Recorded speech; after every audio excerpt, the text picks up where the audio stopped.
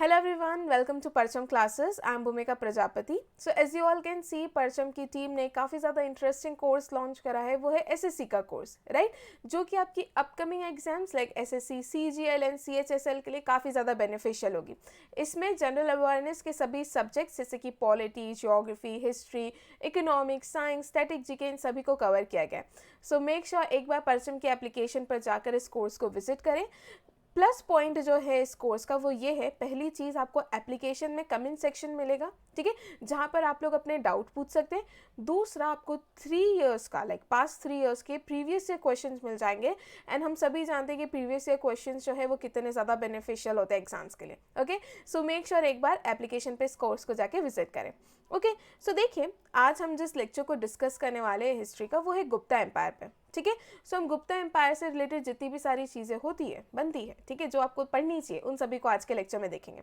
सो देखिए, हम जानते हैं कि मौर्य एम्पायर जो है, ठीक है, मौर्य एम्पायर में वीक रूलर्स आने लगे. उसके अपने बहुत सारे अलग रीजंस थे. मौर्य एम्पायर वीक होने लगा, ठीक है, वीक होने लगा तो उसके बाद एम्पायर में डिसइंटीग्रेशन होने लगा, छोटे छोटे पार्ट्स में एम्पायर टूटने लगा. ठीक है, तो जब एम्पायर छोटे छोटे पार्ट्स में टूटने लगा तो बहुत सारे छोटे मोटे रूलर्स ने खुद को क्या कर दिया, खुद के इंडिपेंडेंट घोषित कर कर अपने आप रूल करने लगे, छोटे छोटे लोग. ठीक है, तो मौर्य एम्पायर एक ऐसा था जो बहुत बड़े एरिया पे रूल करा था. अब मौर्य एम्पायर का हुआ डिसइंटीग्रेशन, छोटे छोटे पार्ट्स में टूट गया. अब फिर से एक ऐसी बड़ी डायनेस्टी आई जिसने इन छोटे छोटे रूलर्स को अपने अंडर ले लिया और फिर से एक एम्पायर क्रिएट करा. ठीक है, एक पूरा एम्पायर बनाया. वो डायनेस्टी कौन बनी? तो वो बनी गुप्ता डायनेस्टी. ठीक है, जो मौर्यंस के बाद दूसरी ऐसी डायनेस्टी थी जिन्होंने पूरा एम्पायर क्रिएट करा था, एक बहुत बड़े एरिया पे रूल करी थी. ठीक है, इसके अलावा जो गुप्ता पीरियड है उसे गोल्डन एज कहा जाता है भारत का. ठीक है, क्यों कहा जाता है इसे golden age of India? Because इनके टाइम पर बहुत ज़्यादा रिसर्च एंड डेवलपमेंट देखने को मिला है, specially in field of science. ठीक है, जीरो का इन्वेंशन हो गया. ठीक है, आर्यभट्ट ने और भी बहुत सारे इन्वेंशंस किए थे, जैसे कि पाई की वैल्यू बता दी थी, सन और अर्थ के बीच में क्या डिस्टेंस है, एग्जैक्ट डिस्टेंस बंदे ने मेजर कर लिया था. तो इस तरीके से बहुत ज़्यादा रिसर्च एंड डेवलपमेंट हुआ है, सिर्फ साइंस फील्ड में नहीं, engineering, technology, art, literature, astronomy, religion, philosophy, इन सभी फील्ड में काफ़ी ज़्यादा wide spread research and development हुआ. ठीक है, ये एक पर्टिकुलर रीज़न है, इस कारण से गुप्ता एम्पायर को गोल्डन एज ऑफ इंडिया कहा जाता है. राइट, तो हम इतनी छोटी मोटी चीज़ें जो है समझ गए कि ठीक है, गुप्ता एम्पायर कैसे शुरू हुआ एंड उसे गोल्डन एज ऑफ इंडिया क्यों कहा जाता है. राइट, अब हम वन बाय वन सारी चीज़ों को समझेंगे और आगे बढ़ेंगे. ओके, सो देखिए, गुप्ता पीरियड, पहली चीज़ अभी बता चुकी हूँ, इसे गोल्डन एज ऑफ इंडिया कहा जाता है. ठीक है, क्यों कहा जाता है? Because wide spread research and development देखने को मिला है अलग अलग फील्ड्स में, जैसे कि science, engineering and technology, art, literature, logic, mathematics, astronomy, religion, philosophy, that all illuminated the elements of Hindu culture. और ये सभी चीज़ें हिंदू कल्चर के एलिमेंट्स को कहीं ना कहीं शोकेस कर रहे थे. राइट, तो यही रीज़न था इसे गोल्डन एज ऑफ इंडिया कहा जाता है. राइट, अब हम स्टार्ट करते हैं कि गुप्ता एम्पायर की बिगिनिंग कैसे हुई. ठीक है, सो देखिए, गुप्ता एम्पायर जो है it was founded by Srigupta. ठीक है, सो पहली चीज़ क्या याद रखनी है आपको कि गुप्ता एम्पायर के फाउंडर कौन थे? तो गुप्ता एम्पायर के फाउंडर थे श्रीगुप्त. श्रीगुप्त के बाद आते हैं घटोत्कच. ठीक है, ये कौन हो गए? इन्होंने सक्सीड करा था श्रीगुप्त को. इसके बाद आप याद रखना अराउंड 221 ईयर्स, ठीक है, अराउंड नहीं, एग्जैक्ट इतने ईयर्स गुप्ता डायनेस्टी ने भारत में रूल करा है. राइट, सो ये भी याद रख लेना आप लोग. इसके बाद ये लोग पावर में एग्जैक्टली कब आए थे? तो 275 एडी में. देखिए, इनके ओरिजिन के बारे में ना बातें क्लियर नहीं है. ठीक है, अलग अलग लोग अलग अलग बात कहते हैं. कुछ कहते हैं कि ये कुषाण डायनेस्टी में फ्यूडिटरीज थे. ठीक है, कुछ का मानना है कि ये लोग ना प्रयाग से आए, इलाहाबाद यूपी में रिसाइड करते थे. कुछ लोगों का मानना है बंगाल से ओरिजिनेटेड है. तो इनके बारे में ना अलग अलग बातें अलग अलग लोगों ने कही है. तो ओरिजिन जो है ना इन लोगों का क्लियर नहीं है. ठीक है, इसके बाद Gupta empire it rose to prominence in Magadha around 320 AD. ठीक है, and covered large parts of northern India and smaller parts of southern India. मैंने कहा ना, बहुत बड़े एरिया पे ये लोग रूल कर रहे थे. तभी तो इसे सिर्फ डायनेस्टी नहीं कहलाती, ये गुप्ता एम्पायर कहलाता है, बिकॉज इन्होंने बहुत बड़े एरिया पे रूल करा है भारत में. ठीक है, दे ruled for more than 200 years, तो मैं एग्जैक्टली आपको बता दे रही हूँ 221 ईयर्स तक इन लोगों ने भारत पे रूल करा है। उसके बाद they earlier homeland of family of Guptas जो है आर नॉट नोन, ठीक है, सर्टेन नहीं है, इसके बारे में कोई क्लियर फैक्ट्स अवेलेबल नहीं है, ठीक है। बट कुछ लोगों का मानना है कि they might have originated from Bengal, कुछ रिसर्चर्स का ये क्लेम है कि ये प्रयाग से आए थे, इलाहाबाद से इन लोगों का ओरिजिन हुआ है, ठीक है। कुछ लोग कहते हैं कि या तो ये ब्राह्मण्स थे, कुछ लोग कहते हैं कि या तो ये वैश्यास थे। तो इनके ओरिजिन और इनके क्या कास्ट था, क्या ओरिजिन था, ये बातें जो है गुप्ता एम्पायर के बारे में क्लियर नहीं है, राइट। तो अब हम समझ गए कि ठीक है, ये हो गया बिगिनिंग ऑफ गुप्ता एम्पायर कि यहाँ से ओरिजिन हुआ था, और अलग अलग जो बातें थी वो बता चुकी हूँ। अब हम ये पढ़ ले कि हम ये जो गुप्ता एम्पायर के बारे में पढ़ने वाले, राइट, इसके सोर्सेज क्या है, राइट, कहाँ कहाँ से गुप्ता एम्पायर के बारे में, उनके किंग्स के बारे में, उनके लिनियज के बारे में इंफॉर्मेशन मिली है, उस चीज़ को हम लोग देख लेते हैं। तो एक सबसे इम्पॉर्टेंट जो इन्फॉर्मेशन मिली है कि गुप्तास का राइज कैसे हुआ है, वो विशाखा दत्त की बुक है देवी चंद्रगुप्तम और मुद्र राक्षस जो है वहाँ से मिली है, ठीक है। तो एक तो चीज़ आपको ये याद रखनी है कि देवी चंद्रगुप्तम और मुद्र राक्षस बुक की राइटर कौन है, तो वो है विशाखा दत्त, और इन्हीं दोनों बुक से गुप्ता की राइज, गुप्ता डायनेस्टी का राइज कैसे हुआ है उसकी इन्फॉर्मेशन मिली है, ठीक है। दूसरी फाहियान, ठीक है, हम सभी जानते हैं कि फाहियान एक चाइनीज ट्रेवलर थे जो कि चंद्रगुप्त सेकंड के टाइम पर भारत आए थे, ठीक है। अब यहाँ पे क्वेश्चन आप लोगों के लिए ये आता है कि फाहियान ने कौन सी बुक लिखी है, ठीक है। यहाँ पर आपको क्या बताना है, फाहियान की बुक का नाम कहाँ पर बताना है, कमेंट सेक्शन में। इसके अलावा एक और बहुत फेमस चाइनीज ट्रेवलर जिनका नाम है यून सांग, ठीक है। यून सांग के बारे में दो चीज़ें आप लोगों को मुझे बतानी, एक तो उनकी बुक का नाम क्या है, और दूसरा वो कौन से किसके रीन में भारत आए थे, ठीक है। तो यहाँ पर आपको 3 क्वेश्चंस का आंसर देना है कमेंट सेक्शन में। पहला, फाहियान जो है उनकी बुक का नाम, ठीक है। दूसरा, यूनसांग जो है उनकी बुक का नाम, एंड वो कौन से रूलर या किसके रीन के टाइम पर भारत आए थे। ये तीनों चीज़ें आप लोग मुझे बता रहे हैं कमेंट सेक्शन में, ओके। सो हम ये समझ गए कि फाहियान, ठीक है, उनकी ट्रेवल अकाउंट्स जो है, ठीक है, उससे भी काफ़ी ज़्यादा इंफॉर्मेशन मिली है गुप्तास की, स्पेशली उनकी socio economic and religious conditions कैसी थी उसके बारे में काफ़ी ज़्यादा पता चला है, ठीक है। किसके रीन में आए थे, तो चंद्रगुप्त सेकंड के रीन में आए थे, तो मैक्सिमम इंफॉर्मेशन किसकी मिली होगी, चंद्रगुप्त सेकंड की मिली होगी, ओके। इसके बाद आ जाता है इलाहाबाद पिलर इंस्क्रिप्शन, ठीक है। इलाहाबाद पिलर इंस्क्रिप्शन जिसे प्रयाग प्रशस्ति भी कहा जाता है, ठीक है। सो ये जो इलाहाबाद पिलर इंस्क्रिप्शन है ये समुद्रगुप्त से रिलेटेड सभी इंफॉर्मेशन देता है, ठीक है, कि उन्होंने कौन कौन से कॉन्केस्ट करे थे, उन्होंने कहाँ कहाँ पर उनको विक्ट्री मिली है, उनके कॉन्केस्ट से रिलेटेड जितनी भी इंफॉर्मेशन है वो मिलती है इलाहाबाद पिलर इंस्क्रिप्शन से, जिसे प्रयाग प्रशस्ति भी कहा जाता है। अनदर इंपॉर्टेंट क्वेश्चन यहाँ पर ये है कि ये जो इलाहाबाद पिलर इंस्क्रिप्शन है it was compose bye Hari Sen, ठीक है।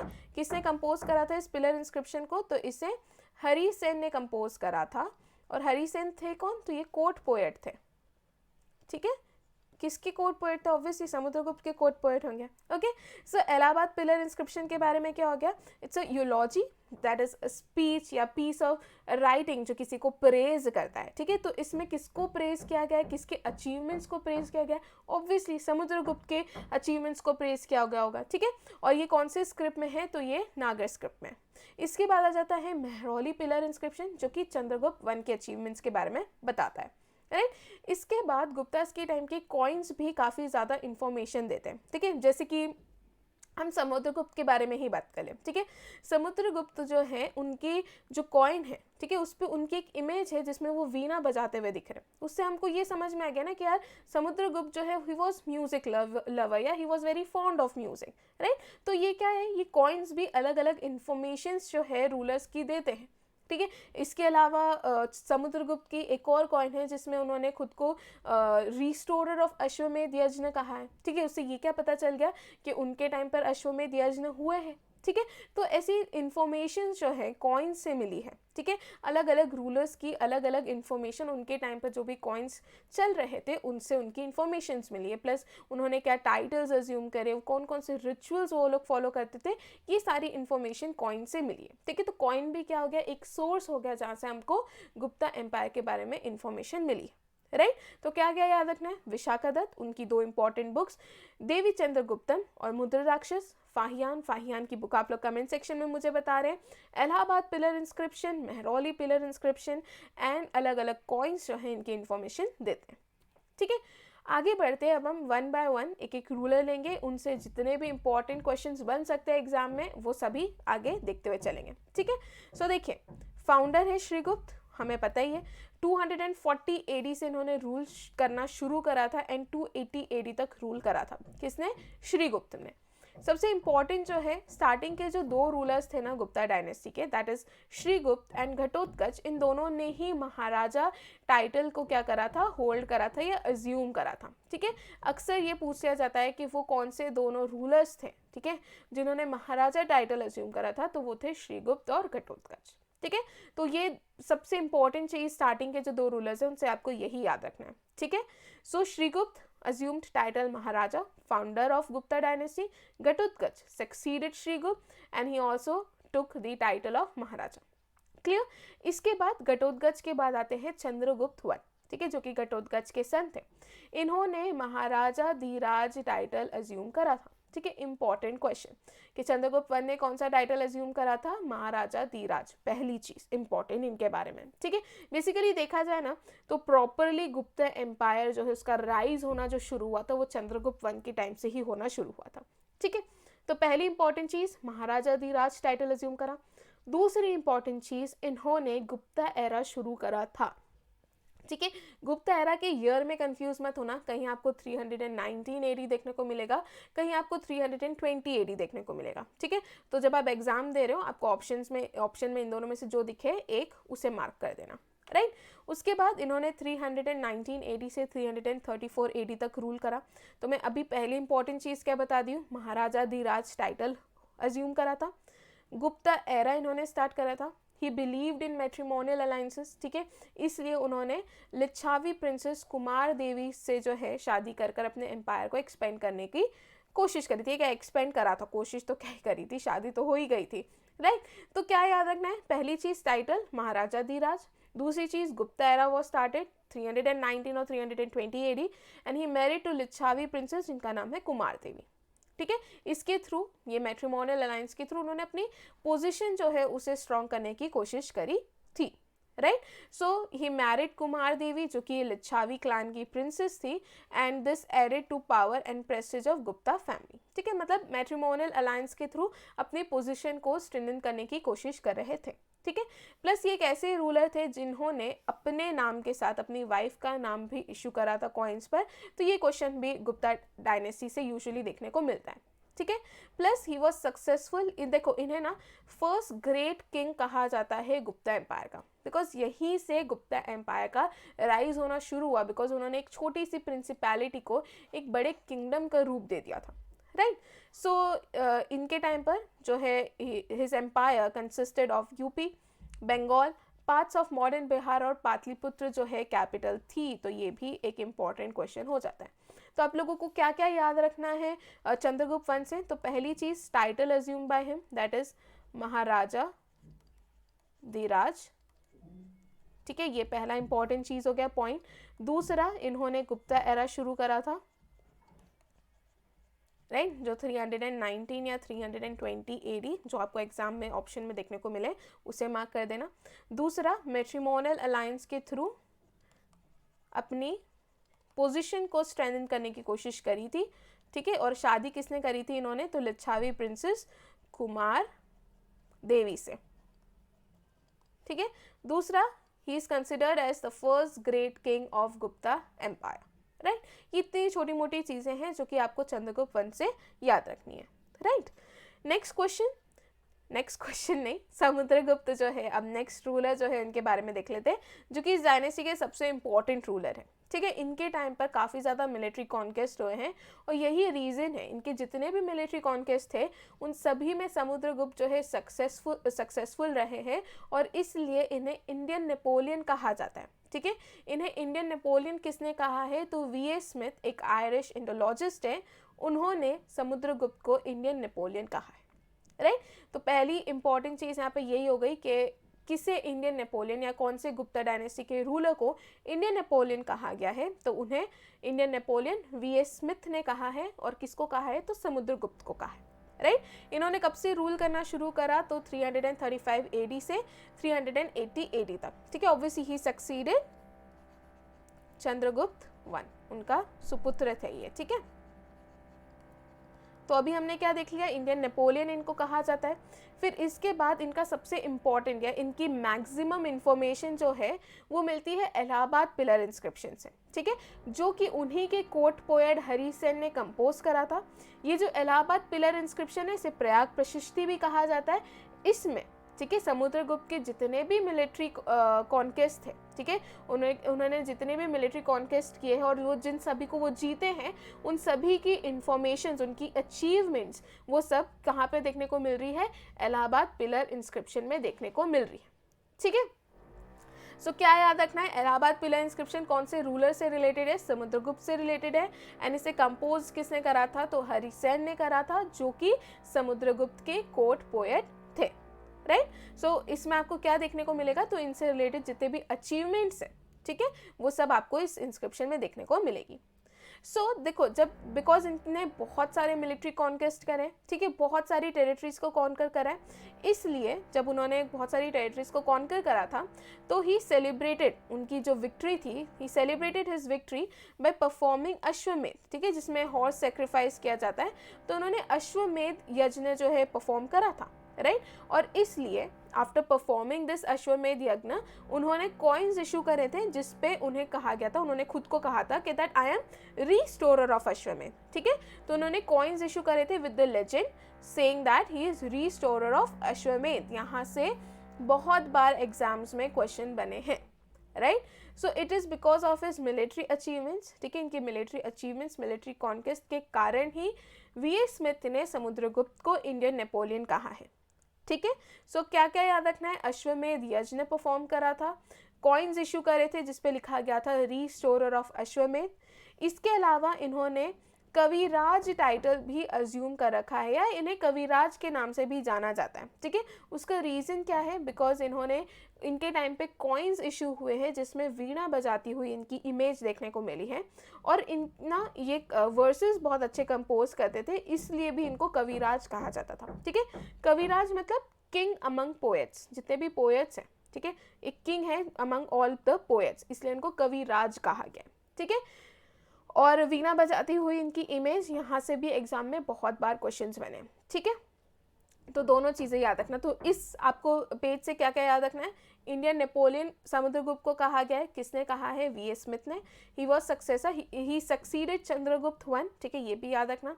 इलाहाबाद पिलर इंस्क्रिप्शन समुद्रगुप्त के बारे में सारी इन्फॉर्मेशन देता है। Who compose Allahabad pillar inscription, तो समुद्रगुप्त के जो कोर्ट पोएट थे जिनका नाम हरि सेन है, उन्होंने कंपोज करा था, ठीक है। बिकॉज समुद्रगुप्त ने जितने भी मिलिट्री कॉन्केस्ट करे, उनके बहुत सारे मिलिट्री अचीवमेंट्स जो है, उसके बाद उन्होंने अश्वमेध यज्ञ ने परफॉर्म करा था, राइट, जिसके बाद उन्होंने कॉइन्स इशू करे थे जिसपे रीस्टोरर ऑफ अश्वमेध जो है ये लेजेंड लिखा गया था, ठीक है। उन्हें कविराज के नाम से भी जाना जाता है, ठीक है, द किंग अमंग पोएट्स, ठीक है, बिकॉज उन्होंने ऐसे भी कॉइन्स इशू करे हैं जिसमें वो वीणा बजाती हुई उनकी इमेज बनी हुई है, क्लियर। तो इस स्लाइड से इतनी चीज़ें आप लोगों को याद रखनी है। आगे बढ़ते हैं हम लोग। He was ardent follower of Vaishnavism, ठीक है, वो वैष्णव धर्म को काफ़ी ज़्यादा फॉलो करते थे, एंड वो टॉलरेंट थे दूसरे रिलीजन्स को लेकर भी। ये कैसे पता चला है कि वो दूसरे रिलीजन को लेकर टॉलरेंट थे, तो because he was also the great, he was the patron of great Buddhist scholar जिनका नाम है वासुबंधु, ठीक है। इससे ये पता चल गया कि जैसे कि उनको बुद्धिज्म में भी कीन इंटरेस्ट था और दूसरे रिलीजन्स के तरफ भी वो काफ़ी ज़्यादा टॉलरेंट थे, ठीक है। यहाँ से भी बहुत बार देखिए समुद्रगुप्त से बहुत सारे क्वेश्चंस एग्जाम में बनते हैं, ठीक है। सो मेक श्योर इनसे रिलेटेड सभी चीज़ें आप लोगों को याद हो, क्लियर। तो ही was the pattern of great Buddhist scholar जिनका नाम है वासुबंधु, राइट। उसके बाद legends on his coins includes epithets, मतलब जो एडजेक्टिव्स अलग अलग यूज होते हैं वो भी इनसे क्वेश्चंस भी बनते हैं, जैसे कि अप्रतिरथ, ठीक है, दैट इज इनविंसिबल उनको कहा गया, उन्होंने खुद को इनविंसिबल कहा है कि मुझे कोई हरा नहीं सकता, तो ये एपिथेट भी उनके कॉइन पर यूज़ किया गया है। उसके बाद व्याघ्र पराक्रमं, ठीक है, जो कि टाइगर की तरह ब्रेव है, ये एपिथेट भी यूज़ किया गया है। उसके बाद पराक्रमं मतलब जो सिर्फ ब्रेव है, ठीक है। तो ये अलग अलग लेजेंड्स जो है उनके कॉइन्स पर देखने को मिले हैं। ठीक है, क्या याद रखना है? अप्रतिरथ, ठीक है, व्याघ्र पराक्रमा, ठीक है, और पराक्रमा दैट इज ब्रेव। इसके बाद हमने पता है कि इन्होंने कविराज टाइटल तो अज्यूम करा ही था, इसके अलावा इन्होंने विक्रमांक टाइटल जो है वो भी अज्यूम करा था। ठीक है, तो इतनी चीज़ें समुद्रगुप्त के बारे में याद रखना, राइट, इंपॉर्टेंट है और एग्जाम में इससे क्वेश्चंस बनते हैं, इनको अवॉइड नहीं कर सकते। क्लियर? तो समुद्रगुप्त से रिलेटेड सारी चीज़ें क्लियर हो गई। अब आ जाता है हमारा डिस्काउंट कोड, राइट। सो इस लेक्चर में आप लोगों को एक डिस्काउंट कोड मिल रहा है, दैट इज SAVE08, राइट। ये जो डिस्काउंट कोड है ये परचम के जितने भी कोर्सेज है सभी पर एप्लीकेबल है। So make sure to avail this code and आपको मतलब इस कोड को यूज़ करके आप परचम से आपको जो भी कोर्स परचेज करना आप उसे परचेज कर सकते हैं। एंड यू नो परचम के जो कोर्सेज है वो बेस्ट ऑफ क्वालिटी है, बेस्ट ऑफ कंटेंट है। सो मेक श्योर परचम के एप्लीकेशन को विजिट करें एंड कोर्स को परचेज करें। ओके, आगे बढ़ते हमने समुद्रगुप्त से सभी रिलेटेड चीज़ें देख ली। ठीक है, समुद्रगुप्त को सक्सीड करा था उनके सुपुत्र जिनका नाम है चंद्रगुप्त सेकंड। अब देखिए यहाँ पर ना इससे रिलेटेड थोड़े बहुत कन्फ्यूजन देखने को मिलता है। कुछ बुक्स में ये कहा गया है कि समुद्रगुप्त के बाद रामगुप्त आए थे, ठीक है, जो कि एल्डर ब्रदर थे चंद्रगुप्त वन के।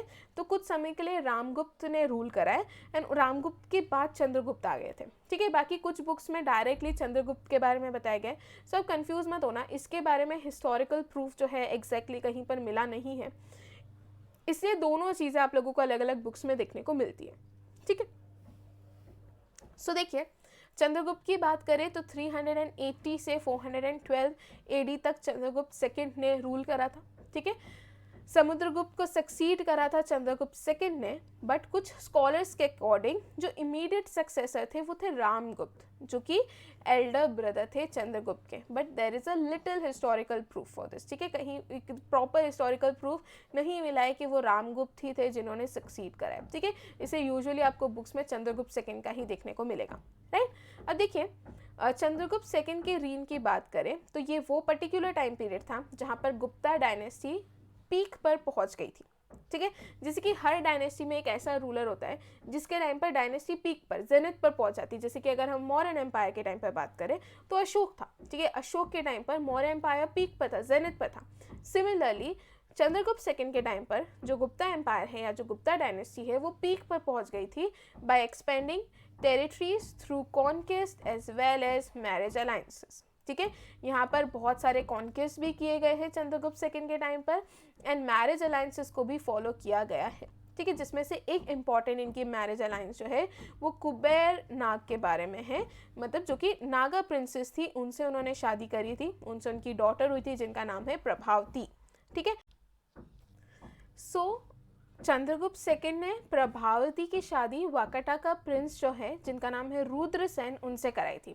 बट व्हाट हैपन, जब रुद्रसेन सेकंड वाज रूलिंग उनकी डेथ हो जाती है। ठीक है, so after the death of her husband Prabhavati जो है उन्होंने टेरिटरी को रूल करा था एज ए रीजेंट, बिकॉज उनका जो बेटा था वो माइनर था। ठीक है, सो यहाँ पर हो क्या रहा था, प्रभावती तो भले ही एज ए रीजेंट रूल कर रही थी, ठीक है, but it was indirectly ruled by Chandragupta second. तो यहाँ पर आप ये समझ लो कि ये पर्टिकुलर टाइम पीरियड वाकाटा का डायनेस्टी या जो किंगडम है that was ruled by Chandragupta second only, या गुप्ता डायनेस्टी ही उसे रूल करी थी। ठीक है, तो छोटी मोटी फैक्ट्स है जो कि आप लोग इसके बारे में याद रखना।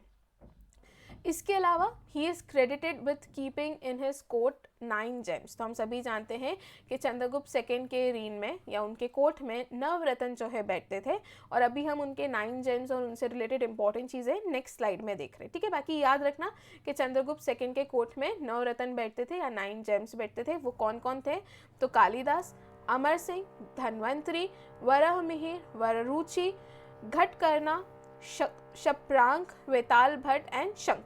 ठीक है, इसके बाद चंद्रगुप्त सेकंड ने कौन कौन से टाइटल अज्यूम करे थे, जैसे कि कविराज टाइटल अज्यूम करा था। वो किसने करा था, कविराज टाइटल किसने अज्यूम करा था, समुद्रगुप्त ने। ठीक है, similarly Vikram Aditya title that is the one who is powerful as sun, right, ये टाइटल किसने अज्यूम करा था, चंद्रगुप्त सेकंड ने। ठीक है, सो चंद्रगुप्त सेकंड ने कौन सा टाइटल अज्यूम करा था, Vikram Aditya that is powerful as sun, और दूसरा सिम्हा विक्रम। ठीक है, सिम्हा विक्रम ये टाइटल भी किसने अज्यूम करा था, चंद्रगुप्त सेकंड ने। तो 2 इंपॉर्टेंट टाइटल्स इन्होंने अज्यूम करे थे जो आप लोगों को याद रखने हैं। ठीक है। इसके अलावा ही इशूड गोल्ड कॉइन्स, ठीक है, जिसको दिनार, इन्होंने गोल्ड कॉइन्स इशू करे थे, दैट इज दिनार। सिल्वर कॉइन्स भी इशू हुए इनके टाइम पर एंड कॉपर कॉइन्स भी इशू हुए हैं, ठीक है। इनके कॉइन्स पर, मतलब चंद्रगुप्त सेकंड के टाइम पे जो भी कॉइन्स इशू हुए हैं उस पर Chandragupta second is mentioned as Chandra, ठीक है। ये वाला भी पॉइंट एक आप याद रखना। फिर चंद्रगुप्त सेकंड जो है, इन्हीं के टाइम पर चाइनीज ट्रेवलर फाहियान जो है वो भारत आए थे, ठीक है। उसके बाद उदयगिरी केव इंस्क्रिप्शंस जो है उसमें चंद्रगुप्त सेकंड को दिग्विजय कहा गया है, मतलब कि जिन्होंने पूरे वर्ल्ड को कॉन्केस्ट कर लिया, ठीक है। सो यहाँ से क्वेश्चन बनता है कि कौन से केव इंस्क्रिप्शन में चंद्रगुप्त सेकंड को दिग्विजय कहा गया है, तो वो है उदयगिरी केव इंस्क्रिप्शन, जिसमें चंद्रगुप्त सेकंड को दिग्विजय कहा गया है, जिसका मतलब है the one who conquest the whole world, ठीक है। उसके बाद he was the first ruler of Gupta empire, Gupta empire के पहले रूलर थे जिन्होंने सिल्वर कॉइन्स को लॉन्च किया था, ठीक है। तो ये चीज़ भी आप लोग याद रखना। सो दिग्विजय क्या है, he conquest of the whole world किसने करा था, चंद्रगुप्त सेकंड ने। किस में मेंशन किया गया है, उदयगिरी केव इंस्क्रिप्शन में, ठीक है। अब हम देख लेते हैं नवरत्न, ठीक है, जो 9 जेम्स बैठते थे किसके कोर्ट में, चंद्रगुप्त सेकंड के, उसके बारे में देख लेते हैं। So his court at Ujjain was adorned by 9 famous scholars जिन्हें नवरत्न कहा जाता है, ठीक है, 9 gems कहा जाता है। उन सभी के बारे में छोटी मोटी चीज़ें देख लेते हैं, ठीक है। तो सबसे पहले आ जाते हैं कालिदास, ठीक है। कालिदास की एक बहुत ही फेमस वर्क है, that is Abhijnana Shakuntalam, right, one of the best 100 literary works in the world and also the earliest Indian work to be translated to European languages, ठीक है। सो कालिदास के बारे में तो हम सभी जानते हैं। अभी इनकी और दूसरी जो बुक्स जो कि आप लोगों को याद रखनी है आपके एग्जाम पॉइंट ऑफ व्यू से, आगे जब हम लिटरेचर देखेंगे गुप्ता पीरियड का उसमें बताऊंगी, ठीक है। इसके बाद आ जाते हैं अमर सिम्हा, ठीक है। इनका बहुत इंपॉर्टेंट या फेमस वर्क है that is Amar Kosh, right, it is a vocabulary of Sanskrit roots, ठीक है। होमोनिम्स एंड सिनोनिम्स जो है आपको ये सब भी अमर कोश में देखने को मिलेगा। ये ना 3 पार्ट्स है, ठीक है, it has 3 parts containing around 10,000 words, जिसे त्रिकंद कहा जाता है, ठीक है। सो ये चीज़ भी याद रखना, ठीक है। अमरकोश जो है इट हैज़ 3 पार्ट्स जिसमें अराउंड 10,000 वर्ड्स है, जिस कारण से इसे त्रिकंद भी कहा जाता है। इसके बाद आ जाते हैं वराहमिहिर, ठीक है। ही रोट 3 इम्पॉर्टेंट बुक्स, ठीक है। पहला ही कंपोज पंच सिद्धांतिका, ठीक है, जिसमें आपको 5 एस्ट्रोनॉमिकल सिस्टम्स देखने को मिलेंगे। फिर उनका है हिज वर्क बृहद संहिता, ठीक है, is a great work in Sanskrit language जो कि deals with variety of subjects जैसे कि astronomy, astrology, geography, architecture, weather, animals, marriage, ये सारी चीज़ों के बारे में बताता है। तीसरी बुक है दैट इज बृहद जातक, ठीक है, it is considered to be a standard work on astrology, right. So Varahamihira के बारे में क्या क्या याद रखना है, इनकी 3 इंपॉर्टेंट बुक्स याद रखना, पंच सिद्धांतिका, ठीक है, बृहद संहिता एंड बृहद जातक, ठीक है। पंच सिद्धांतिका जिसमें एस्ट्रोनॉमिकल सिस्टम्स जो है उसके बारे में पता चलेगा। बृहद संहिता ऑलमोस्ट सभी सब्जेक्ट्स के साथ डील करा है जैसे कि एस्ट्रोनॉमी, एस्ट्रोलॉजी, जियोग्राफी, ये सारी चीज़ें। एंड बृहद जातक जो है it is considered to be a standard work on astrology, ठीक है। इसके बाद आ जाता है धन्वंतरी, ठीक है, जिन्हें फादर ऑफ आयुर्वेद कहा जाता है, वेरी इंपॉर्टेंट, ठीक है। Ghatakarna and expert in sculpture and architecture, ठीक है, घटकर्णा। शंकु एंड आर्किटेक्ट हु रोट शिल्प शास्त्र, जिन्होंने शिल्प शास्त्र लिखी है वो कौन है, शंकु है। उसके बाद कहापनक एंड एस्ट्रोलॉजर, जिन्होंने ज्योतिष शास्त्र लिखी है। उसके बाद वाररुचि, ये ऑथर है किसके, प्राकृत प्रकाश के, जो कि पहली ग्रामर कही जाती है प्राकृत लैंग्वेज की, तो ठीक है, ये अपने आप में इंपॉर्टेंट हो जाता है। वाररुचि की जो है बुक है that is Prakrit Prakash which is considered as the first grammar of Prakrit language, ठीक है। उसके बाद वेताल भट्ट, ऑथर ऑफ मंत्र शास्त्र एंड वॉज अ मैजिशियन, ठीक है।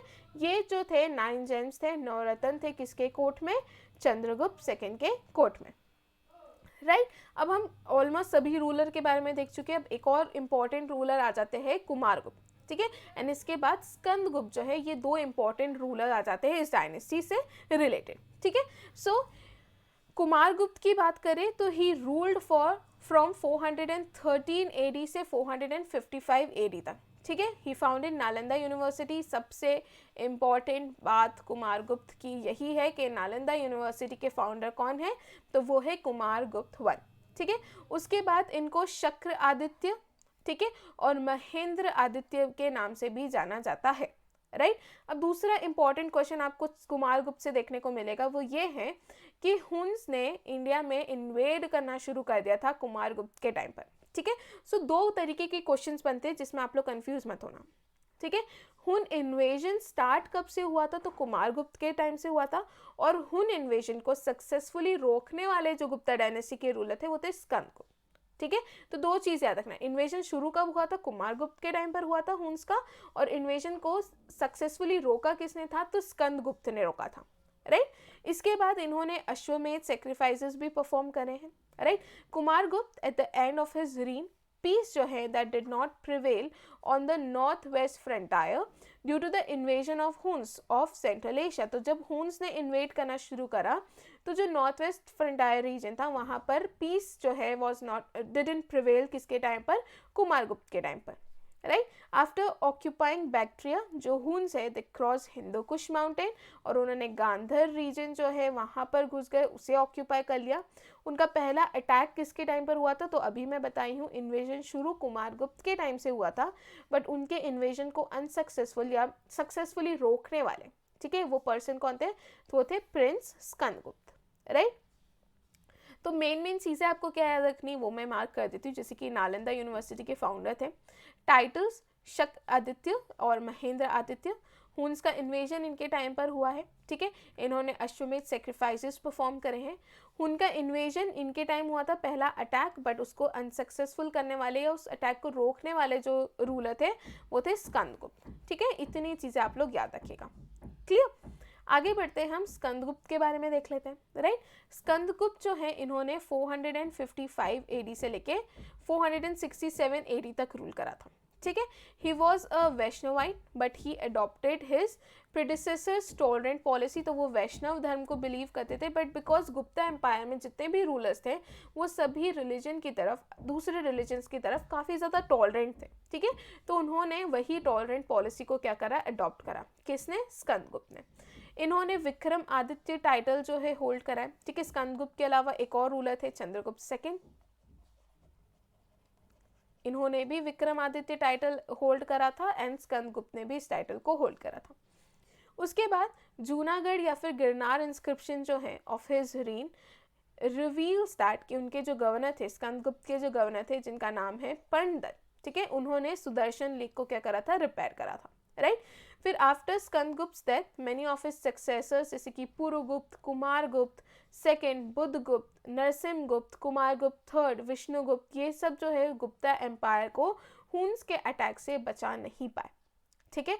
सो अल्टीमेटली जो गुप्ता पावर था that totally disappear due to variety of reasons, right. अब यहाँ पर क्या हुआ कि स्लोली अटैक्स काफ़ी ज़्यादा होने लगे, राइट। किसके अटैक होने लगे, हुन इन्वेजन काफ़ी ज़्यादा होने लगे। अब स्कंदगुप्त जो है वो तो सक्सेसफुली उन अटैक्स को रोक पाए, बट स्कंदगुप्त के बाद जो दूसरे लोग आए, ठीक है, जो दूसरे गुप्ता डायनेस्टी में रूलर्स आए वो उन अटैक्स को रोक नहीं पाए, जिस कारण से गुप्ता एम्पायर जो है वो वीक होने लगा एंड स्लोली जो है वो डिसअपियर हो गया, जिसके बहुत सारे रीजंस थे। उसमें से एक सबसे ज़्यादा इम्पॉर्टेंट रीज़न जो है वो है हुन इन्वेजन, राइट। सो इसके बाद याद रखना विष्णुगुप्त जो है was last king of Gupta dynasty, right. Vishnugupta क्या थे, लास्ट किंग थे गुप्ता डायनेस्टी के, राइट। तो अब हमने ना रूलर वाइज सारी चीज़ें देख ली कि ये रूलर थे, उन्होंने ये टाइटल्स अज्यूम करे, ये इंपॉर्टेंट काम करें। अब हम ना थोड़ा बहुत एडमिनिस्ट्रेशन से रिलेटेड चीज़ें देख लेते हैं, ठीक है। जैसे कि अगर मैं इनके एडमिनिस्ट्रेशन के डिवीजन की बात करूँ, राइट, तो डिवीजन इस तरीके से हुआ है, सबसे टॉप पर किंगडम है, ठीक है, उसके बाद मतलब किंग एकदम टॉप पर है, उसके बाद उन्होंने प्रोविंसेस जिसको भुक्ति कहा जाता है उसमें डिवाइड कर दिया है पूरे एम्पायर को, ठीक है। उसके बाद नीचे आ जाता है विषय, ठीक है, उसके बाद डिस्ट्रिक्ट्स, उसके बाद विलेज। यार हमारा ये होता है ना एडमिनिस्ट्रेशन के लिए हम लोग क्या करते हैं, एम्पायर को डिवाइड करते हैं, जैसे कि अभी हमने भारत को डिवाइड कर रखा है उसका एडमिनिस्ट्रेशन करने के लिए कि पूरा एक इंडिया है, फिर उसमें स्टेट्स है, फिर उसमें डिस्ट्रिक्ट्स है। सिमिलरली गुप्ता के टाइम पर एडमिनिस्ट्रेशन करने के लिए उसको अलग अलग पार्ट्स में डिवाइड कर रखा था। तो टॉप पर तो किंग आ जाएगा, ठीक है, जो सारी चीज़ों को देख रहा होगा, तो एक तो पूरा किंगडम है, ठीक है। उसके बाद आ जाता है भुक्तीस, ठीक है, जो कि प्रोविंसेस है। उसके बाद आ जाता है विशेष, उसके बाद आ जाता है डिस्ट्रिक्ट्स, एंड उसके बाद लास्ट की जो सबसे छोटी यूनिट है वो विलेज या फिर आप ग्राम कह सकते हो, राइट।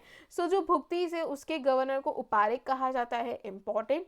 जो विषयस है उनके गवर्नर को विषयपति कहा जाता है। जो डिस्ट्रिक्ट है उनके गवर्नर को पेटपति कहा जाता है, और जो विलेज है उसके गवर्नर को ग्रामीणी कहा जाता है, ठीक है।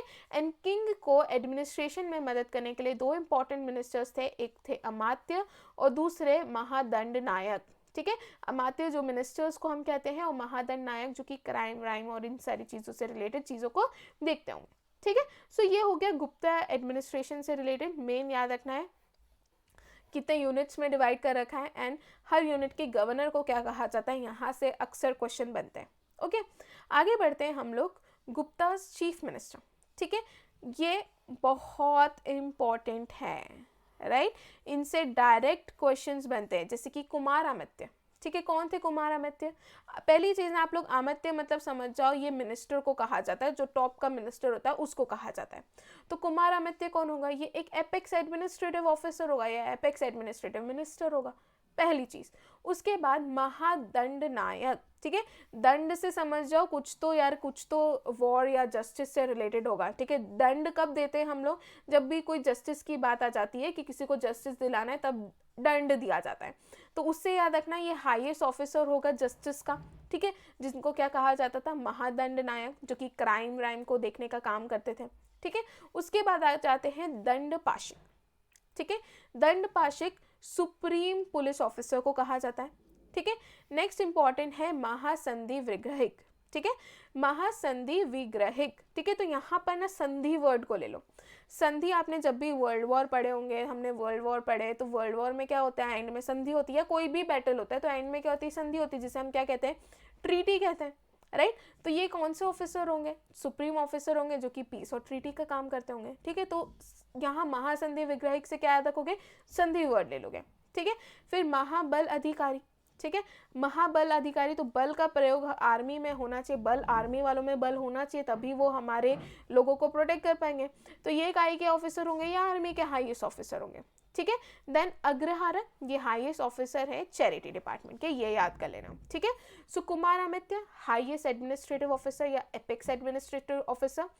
महादंड नायक, तो दंड वर्ड याद रखो, जस्टिस के लिए होता है, तो हाईएस्ट ऑफिसर ऑफ जस्टिस।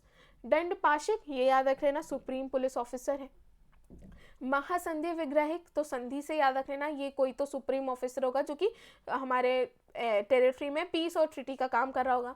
महाबल अधिकारी, तो बल किस में ज़्यादा होना चाहिए? आर्मी ऑफिसर्स में ज़्यादा होना चाहिए, तो ये हाईएस्ट ऑफिसर होंगे किसके? आर्मी के होंगे। अग्रहारक, ठीक है, ये क्या है? चैरिटी डिपार्टमेंट के हाईएस्ट ऑफिसर है। दूसरा क्वेश्चन जो है इससे बहुत बार बना है, ठीक है, इसलिए इसको नोट करके याद रख लेना। गुप्ता पीरियड के टाइम पर the rise of new class has been seen, जिसको कयस्थ कहा जाता है, ठीक है। So the rise of a new class called Kayastha, ये देखने को मिला है कौन से पीरियड में? गुप्ता पीरियड में।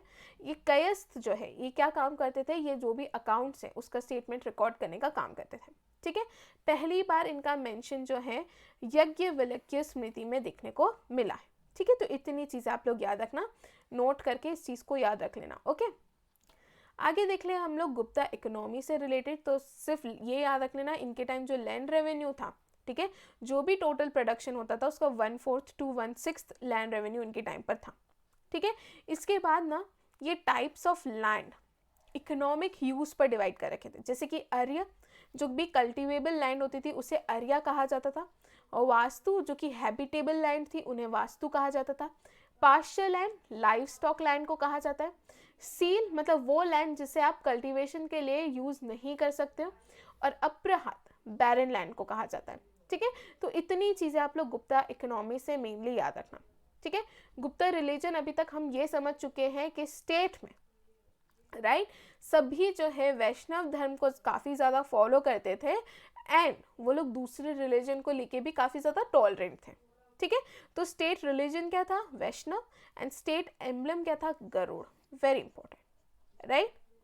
सो इकोनॉमी समझ गए, रिलीजन बहुत शॉर्ट में चल रहा है बिकॉज आप लोग एसएससी के अकॉर्डिंग पढ़ रहे हैं, ठीक है। फैक्चुअल चीज़ों पे ज़्यादा फोकस कीजिए rather than going on stories, ठीक है।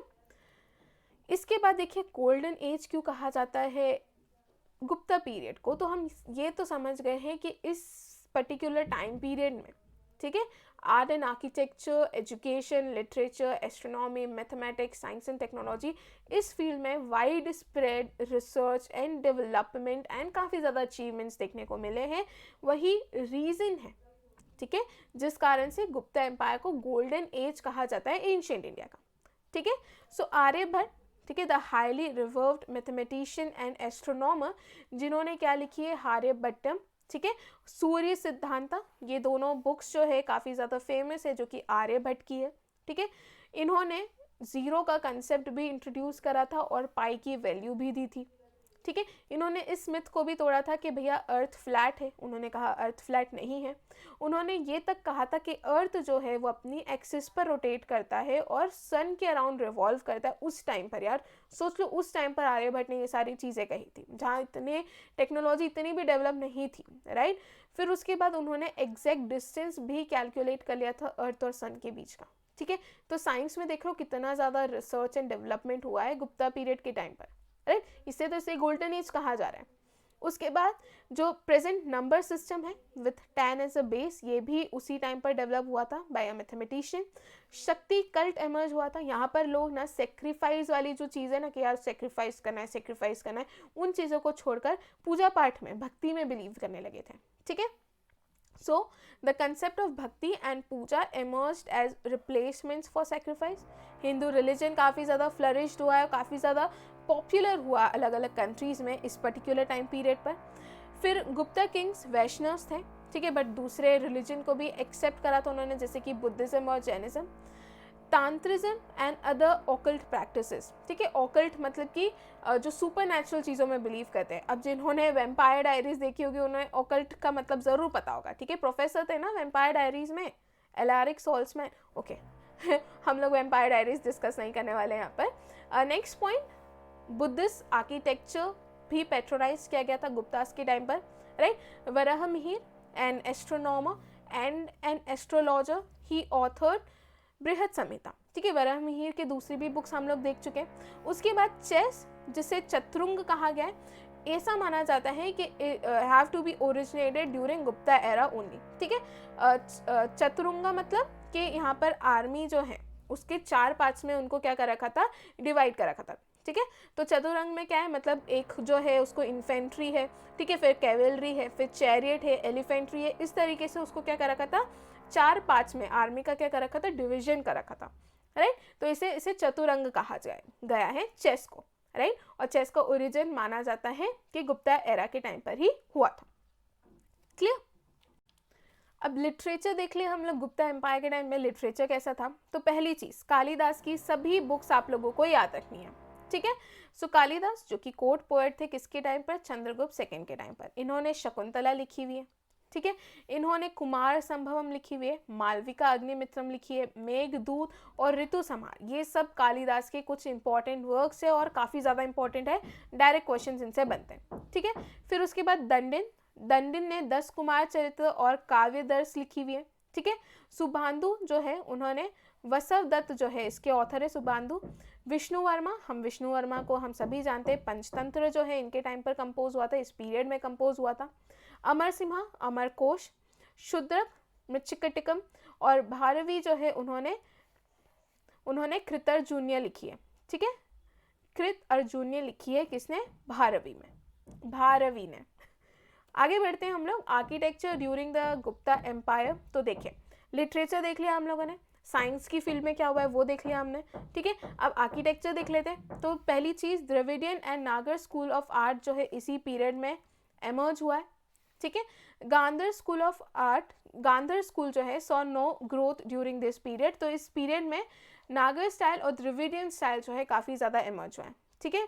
उसके अलावा एक भीतरी मोनोलिथिक पिलर है that was built during Skandagupta reign, वो जो कि एक्सट्रीमली क्या है, एस्थेटिक है, ठीक है। फिर एक स्टैचू है बुद्धा की मथुरा में that shows a slight influence of Greek art, ठीक है। बुद्धा की स्टैचू जो है वो ग्रीक आर्ट का इन्फ्लुएंस शो कर रही है। The most remarkable are Ajanta cave paintings, ठीक है। स्टैचू ऑफ बुद्ध जो है, जो कि सारनाथ में देखने को मिली है, वो बाघ केव की पेंटिंग्स जो कि ग्वालियर में है, ठीक है। The temple in Deogarh near Jhansi and the sculptures in Garhwal near Allahabad, ये कुछ रिमार्केबल चीज़ें हैं किसके टाइम की, गुप्ता एम्पायर के टाइम की, ठीक है। सो आर्किटेक्चर से भी ये छोटी मोटी चीज़ें आप लोग याद रखिएगा। अब देख लेते हैं हम इस एम्पायर का डिक्लाइन क्यों हुआ। तो पहली चीज़ हम सभी जानते हैं, हुन इन्वेजन, राइट।